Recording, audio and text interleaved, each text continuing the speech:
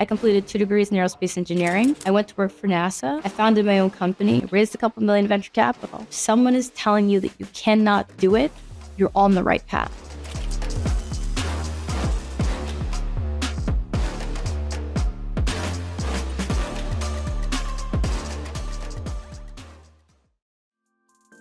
I measure my success in impact, as in the lives that I've touched.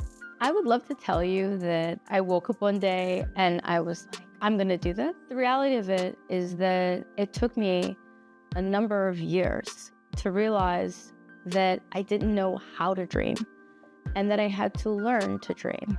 Dreaming for me really came from hitting what I thought was the bottom at the time. And I had to say, Aisha, what would it take for you to feel good? What would it take for you to look at yourself in the mirror every day and like the person that you saw? What would that feel like? When I told people what I thought I wanted to do, they laughed at me. That to me represented the thing that was unrealistic. And if I did that thing, then I would know that dreams were real. The more that I focused on only what I wanted to do, the more that what I wanted to do became real. I didn't get here overnight, and I certainly didn't come alone.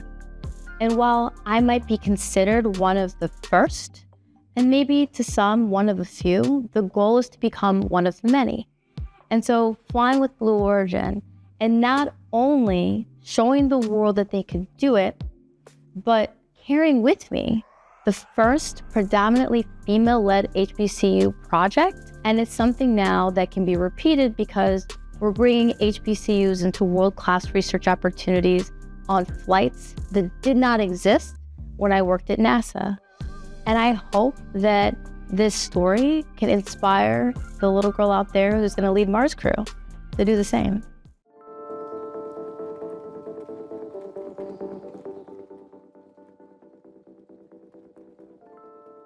My first speaking tour, I was in South Africa in 2019, and a little girl came up to me and she was just like, Aisha, I haven't seen anyone travel here and speak to us who was not an athlete or a musician. And the thing that I was really struck by was your story. It's not of an overnight success. It's not of someone who's a genius. It's something that's repeatable. It's something that I could do. But I don't need you to write a book. I need you to build something. I need you to make a tool. And if you build that tool, then maybe the rest of the world can catch up. And maybe we can show that we too can participate in our economy. And that became the story that created Lingo.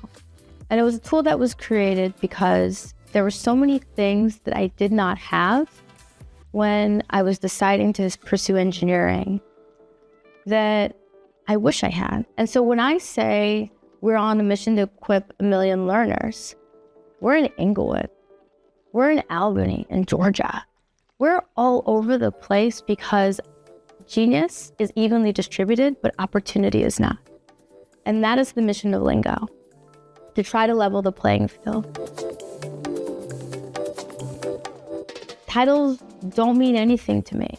What matters is, what are you going to do now that you've heard my story? What are you going to do now that you know that someone who did not come from genius parents, who didn't have a plan, who didn't even understand what it was like to be in STEM and didn't have any STEM role models, was able to not only become a rocket scientist and raise all the money to go to space? What are you gonna do with that?